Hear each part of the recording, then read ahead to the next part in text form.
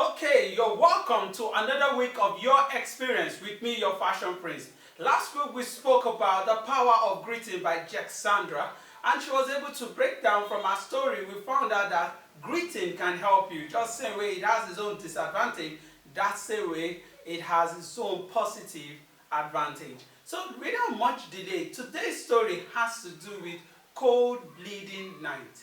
Now the question is, what's it about? What exactly really happened in this story? It's our own experience. It's Miss Jennifer's experience. So let's join her at our location. My name is Oaks Jennifer, and I had an experience with armed robbers.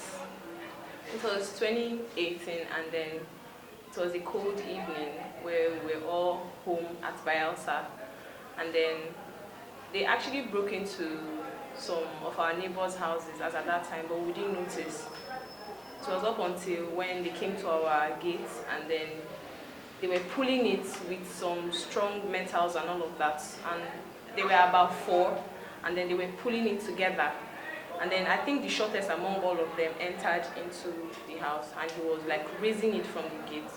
So up until when my dad remembered, because my mom is a police officer, so she has these guns and some other stuffs they use in the military, and then my dad held one of the guns, but it was not just to scare them away, it wasn't charged up, and then they they hit the door, because it's a police door. I don't know how they hit the door, and they were shooting directly towards the door, and the bullets were going to our chair in the parlor, because the door was directly facing the parlor, and then they managed to enter.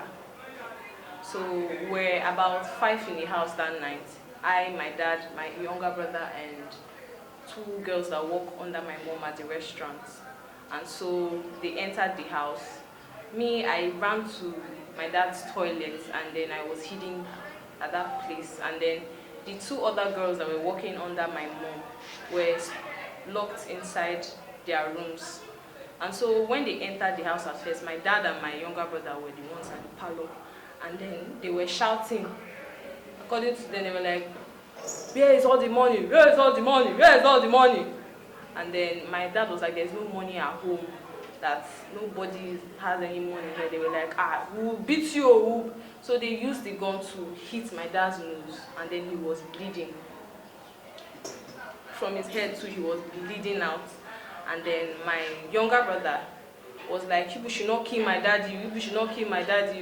And they shot him on his leg, at the back of his leg, and he was bleeding seriously. And the bullets were not this direct, it was this spray bullet that it can hit anywhere. And then they just continuously, they were just shooting him continuously, and then he was on the floor. I think he didn't even notice that he was shot at that point, because he was trying to save my dad. And then they entered my dad's room, and then went directly to the toilet where I was hiding. At the back of the door, that was where I was actually hiding. And then the guy put his head, but miraculously God hid me. He didn't see me, and the light was on. That's to tell you that God was really working. And then they came out, and then they checked everywhere. So my dad brought out the briefcase he normally keeps money, and then gave it to him, the armed robbers. And then they carried our TV at the parlor. While I was in the toilet, I was calling the police. They did not even pick up.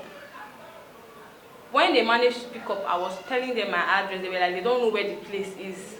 I'm like, okay. So they carried the TV, and I think when they were hearing these vigilante signs that they were hitting all this their stuff, they wanted to just leave immediately. And then they carried our TV at the parlor and went outside. But I think they could not carry it much longer, because people were already after them. And then they just dropped the TV at the roadside, like not even close to our house. It was someone that found the TV and brought it back to us. So after that whole scenario, that was when my younger brother felt the pain on his leg. He was like, "Daddy, I was shot, oh, Daddy, I was shot." When we looked under, it was just the flesh that we were seeing. We're not seeing. I just thank God that it did not affect his bone. And then my dad was actually shot, but he didn't feel the pain. Like 3 days later, that was when he started feeling it. So we rushed my younger brother to the hospital. My elder brother doesn't stay inside the main house.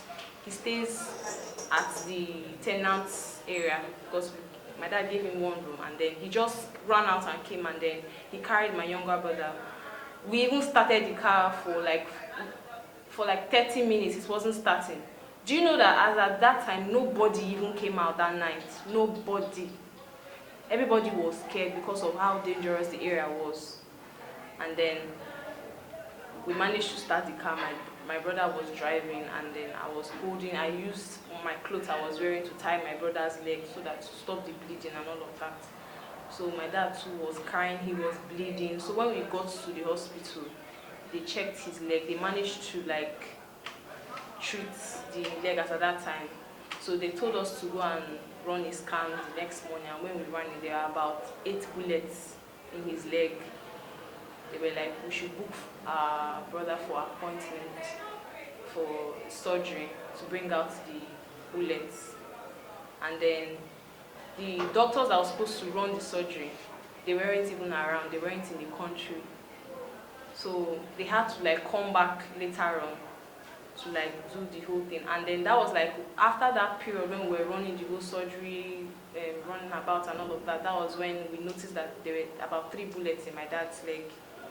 And then so at that point now we were now calculating to do surgery for both people.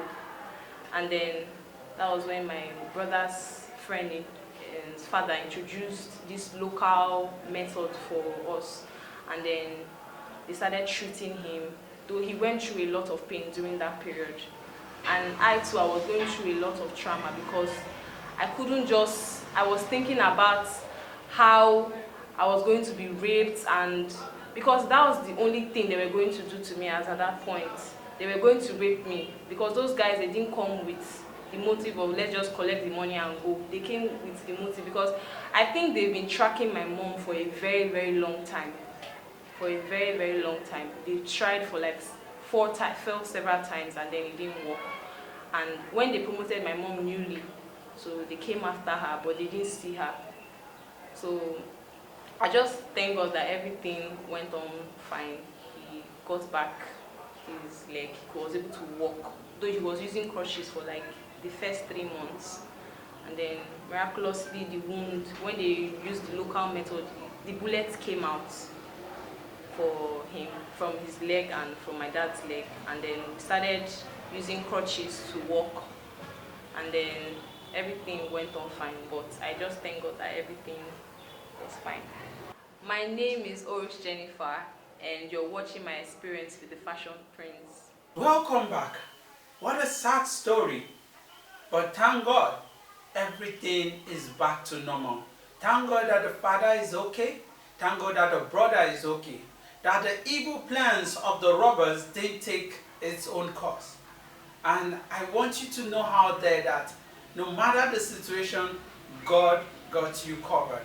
We just want to send our love to them.